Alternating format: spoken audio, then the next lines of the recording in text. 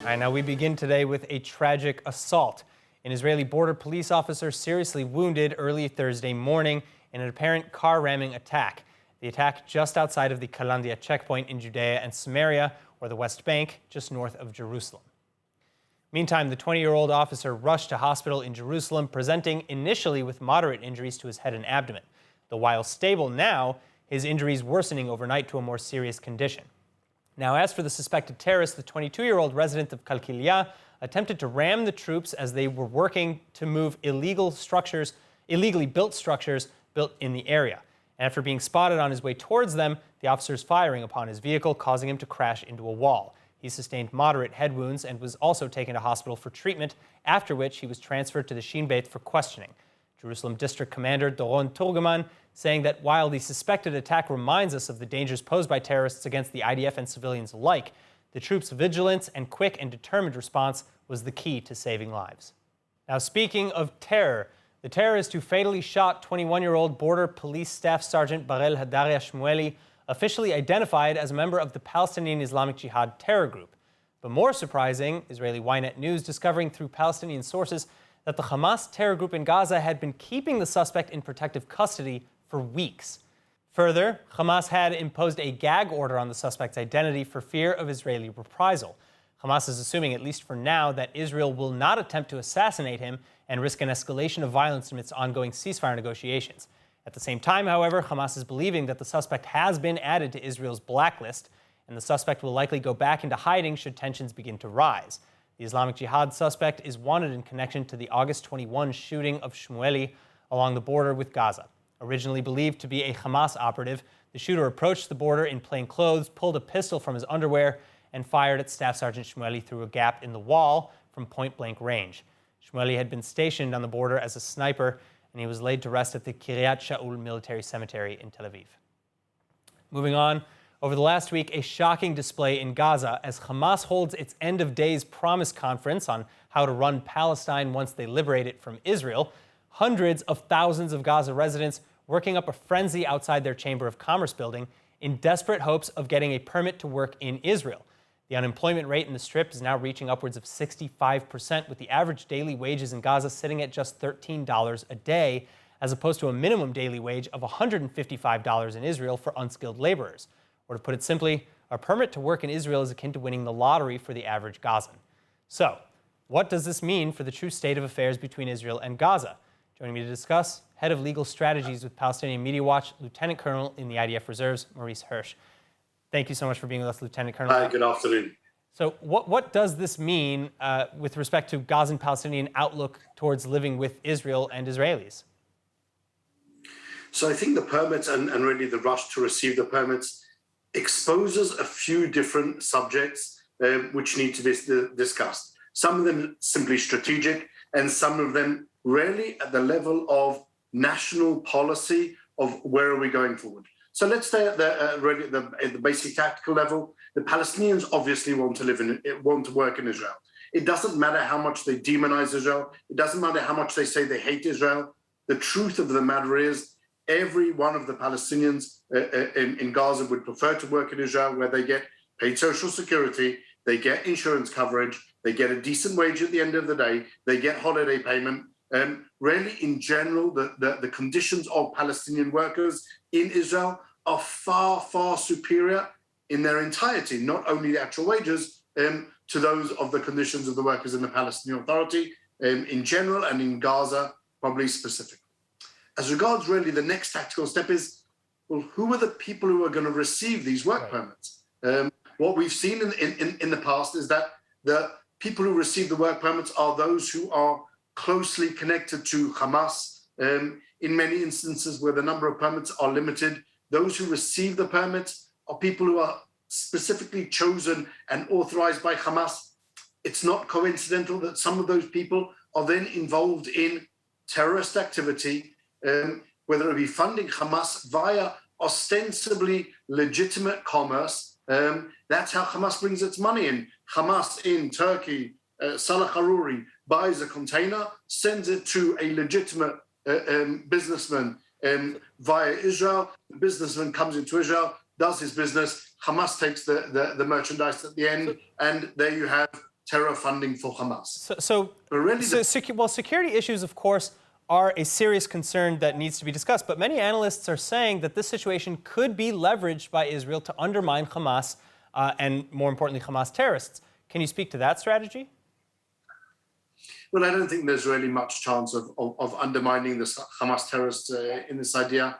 Hamas holds the Gaza Strip with a stranglehold. It has done since 2006 when they were legitimately elected, and then since 2007 when they threw out the Fatah leaders who had really usurped their authority. I don't think there is anything that Israel could do in order to change that course of history. As you started and you opened, they're holding conferences on the end of days when Hamas wipes out Israel and kills the people that they want to kill and imprisons the Jews, the intellectuals who they think will still help them. That's their mindset. They're not in the mindset of let's make peace. They're not in the mindset of, well, let's feed the starving Gazans. Let's give them employment. And those that leave aren't the Gazans that object to and would fight against the Hamas leadership. It's those that are chosen and specifically given the opportunity by the Hamas leadership. Really what this does is give the Hamas leadership the chance to, instead of Israel promoting some type of peace initiative, it gives the Gazans and the Hamas leadership there more control over the people who are getting out. We're the ones who hand out these incredible sweets, and therefore we are the ones who are responsible and should take credit for it. That's a whole different story. So how far is Gaza, I should ask, from a complete economic collapse? Because as I mentioned before, the unemployment rate is upwards of 65%. Among Gazans with education, with degrees, that unemployment rate is actually much higher.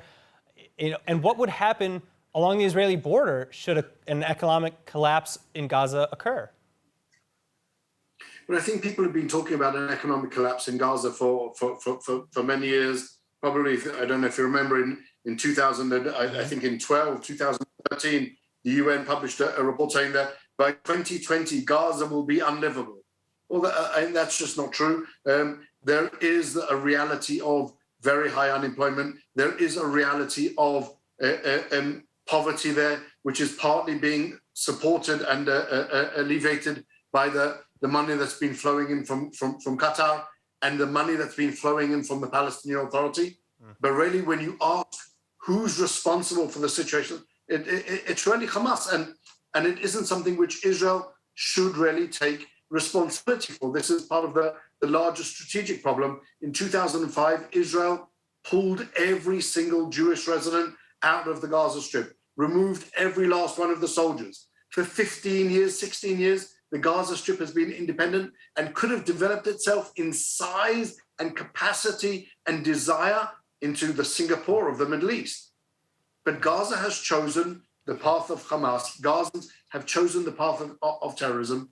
And therefore, whilst that economic failure is possibly very imminent, it's not something that Israel can really afford, either strategically or tactically, to really get involved with. Lieutenant Colonel, thank you so much for joining us.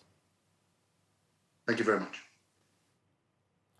Israeli Foreign Minister Yair Lapid, U.A.E. Foreign Minister Abdullah bin Zayed, and U.S. Secretary of State Antony Blinken now publicly discussing the need for alternatives to the JCPOA nuclear deal. This has Iran drifting further and further from the negotiating table in Vienna. In a trilateral meeting in Washington Wednesday, the United States, Israel, and the United Arab Emirates issuing more forceful warnings against the hostile Ayatollah regime in Tehran. We are getting closer to a point at which returning to compliance with the JCPOA will not, in and of itself, recapture the benefits of the JCPOA. And that's because Iran has been using this time to advance its nuclear program in a variety of ways, including enriching uranium to 20% and even 60%, using more advanced centrifuges, acquiring more knowledge. It takes two to engage in diplomacy, and we have not seen from Iran a willingness to do that at this point. With this in mind, the diplomats confirming discussions regarding alternative means of addressing the challenges posed by Iran. Rhetoric borrowed from Israeli Foreign Minister Yair Lapid from moments before. And Lapid adding that, quote, "By saying other options, I think everyone understands what it is we mean." Further, Lapid making clear that with or without a nuclear deal and with or without United States support, Israel will act to defend itself as necessary. There are moments when nations must use force to protect the world from evil. If a terror regime is going to acquire a nuclear weapon, we must act. We must make clear that the civilized world won't allow it. Israel reserves the right to act at any given moment in any way. That is not only our right, it is also our responsibility. Iran has publicly stated it wants to wipe us out. We have no intention of letting this happen. Meantime, Israel already acting on these words. Israeli Air Force fighters reportedly carrying out a strike against Iranian and pro-Iran targets in Homs, Syria overnight. The targets including militia centers, training bases, and a communications tower, and one Syrian soldier was killed with 3 more wounded. Iran's military entrenchment in Syria constituting a red line for Israel, with the IDF having carried out thousands of such attacks in recent years. Iran's military entrenchment in Syria constituting a red line for Israel, with the IDF having reportedly carried out thousands of such attacks in recent years to push Iran back, including a similar strike just last week. As per policy, though, the IDF neither confirming nor denying taking any action. In other news, after initially failing to pass, the Israeli coalition has just approved of a new medical cannabis bill. And while it's nowhere near as far-reaching as the framers of the bill originally intended, it is still set to greatly improve the lives of cannabis patients across the country, assuming it passes its second and third readings to become law. But here with more, cultural and medical cannabis expert with Legal Eyes, Ben Ben-Cherut. Ben, it's great to have you with us. Thank you so much. Now, the original bill intended to pave the way towards recreational use in Israel. This bill was watered down at the behest of Islamist Ram Party to only address medical users. How do you feel about this wording of this new legislation? Well, any kind of advancement in state law towards legalizing and regulating the cannabis plant is very, very important. And we congratulate this step, which makes it very evident that regulation and legislation is very needed in this field. Basically, this addresses not the plant itself, but human use in it. The medical use is very, very important for the sick and needed a lot of regulation. Back in 2013, the government decided that the field need to be regulated, and the the Ministry of Health tried its best to regulate everything. But now it's time to, make all the lines very clear about the medical use, which is very, very important. Well, so Ben, do you believe that this new law will do enough to address the shortages of medical cannabis and as well as access to medical cannabis in Israel? Because those are really some of the bigger issues. Well, the law addresses some very important issues regarding the doctor, which makes the decision, which is not the Ministry of Health, which is very, very important. The doctor gets to decide itself with the patient what is the best treatment for the patient. Plus that there's the issue of hands which the cannabis go through, all the regulation. Narrowing it down might really help us bring down the prices, which is the main issue with acquiring cannabis here. For the people that most need it, they need the most big amounts. So medicinally speaking, because again, this bill really only speaks to the medical portions of cannabis, what else would you have liked to see in this bill? Well, I would like to see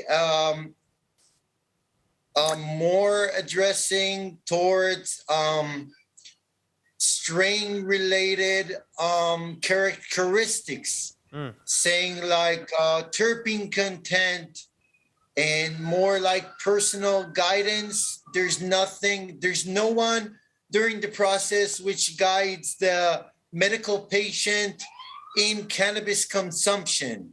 Not the nurse, not the doctor, not the pharmacist. Nobody really explained to the patient what they're supposed to do with the cannabis to most benefit themselves in their specific condition. Learning how to use the cannabis specifically for a medical condition is the key for success in research and advancements in this field. All right, Ben Ben-Charut from Legalize, thank you so much for joining us. Thank you. Now, before we continue, I want to turn to ILTV's Chana Rifkin for an amazing announcement. Chana? Thanks, Aaron. And yes, as you said, I'm here to talk about something really exciting. ILTV is now expanding onto its very own platform, ILTV Plus. And this means a couple of changes to how we deliver ILTV's content, but more importantly, it means real benefits for our viewers. For one, my new show, Good Morning Israel. It's basically a morning bite of the latest news in Israel, and you'll get a snippet of all the top headlines overnight, giving you everything you need to know that day.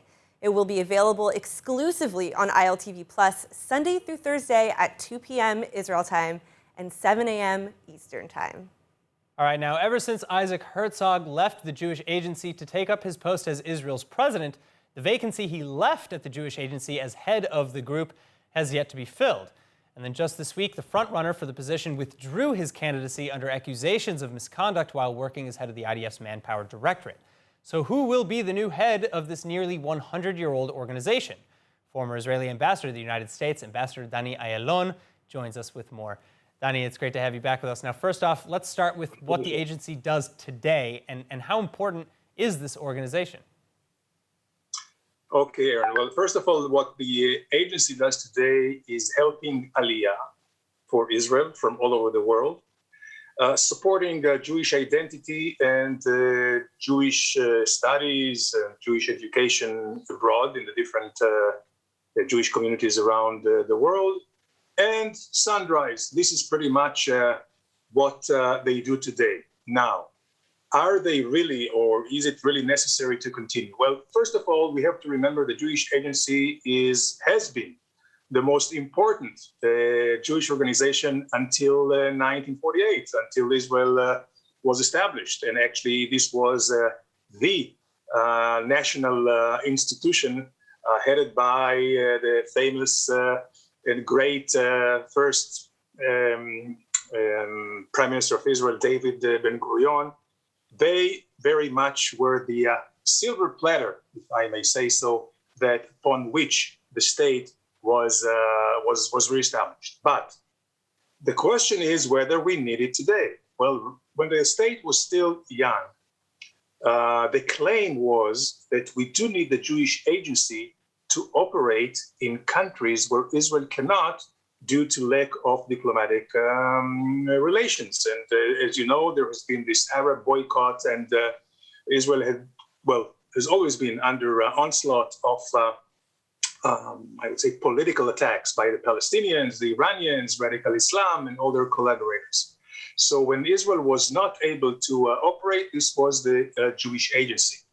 But the question today, where Israel has matured enough to have great relations with most countries in the world. Today, Israel is spread out. Our embassies are over 105 different countries. And Israel today is much stronger than it was 70, 73 years ago.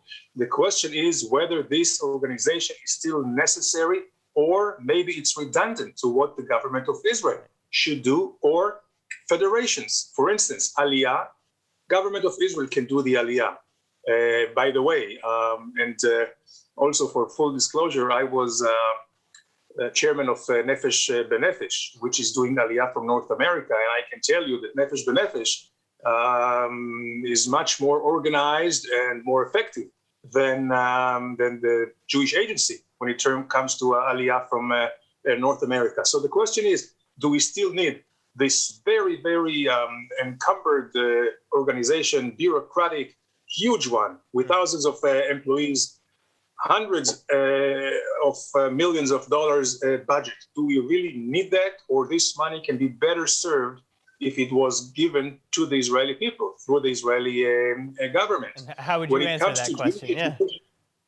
How would you answer? And again, it's a very, very, I think, appropriate and timely question, because the other thing, Jewish education, I think this Jewish education should be vested, and that should be the total responsibility of the Jewish communities, whether it's the federations in North America or anywhere else. And wherever they need support, the state of Israel is strong enough to support it. So, and of course, without this great Jewish people's support throughout the years of the state of Israel, so we would not have been here today had it not been for the support of the Jewish communities all over the world, first and foremost, of course, North America and the United States. But today, the balance, luckily for all of us, also for the Jewish communities abroad, has changed. Israel is strong enough, so today we should give back, and we should be the ones supporting the Jewish communities abroad, and again, give the responsibility for Jewish education and identity to the Jewish different communities abroad. So again, in my mind, this organization probably has outlived its usefulness, and I would say in the least, it should be trimmed down, should be scaled down, become a skeleton organization, and operate through NGOs, which are much more effective in terms of capacity to bring results, and of course, much less costly. All right, well, you've certainly given us a lot to consider here, and whether or not this agency will actually be stripped down remains to be seen, but when we have some more, we'd love to have you back to discuss that. Ambassador, thank you so much for joining us. Pleasure. Now let's take a look at the weather forecast with Hannah Rifkin. Skies clearing up a bit for the weekend, though expect some clouds here and there. Lows ranging in the upper teens and lower 20s in Celsius, while highs expecting to stay between the upper 20s and mid 30s. Have a splendid, lovely weekend, and now back to the studio with Aaron. And now before we go, let's take a look at what's going viral here in Israel.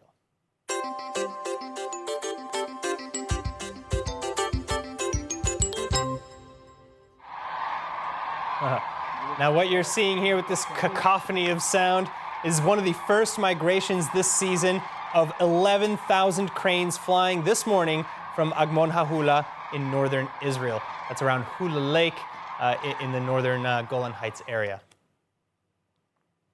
All right, that is it for today's news. Today's exchange rate is 3.22 shekels to the American dollar and 2.6 shekels to the Canadian dollar. And finally, for the latest updates and news from ILTV, please make sure to subscribe to our newsletter at iltv.tv and sign up for our brand new streaming platform, ILTV Plus, while you're there. We're still hosting clips and limited content on our various social media channels, but on ILTV Plus, available online and through the Android and Apple app stores, you'll find full episodes of all of your favorite ILTV programming, exclusive content, and much, much more. I'm Aaron Porras. Be well, and thank you so much for watching.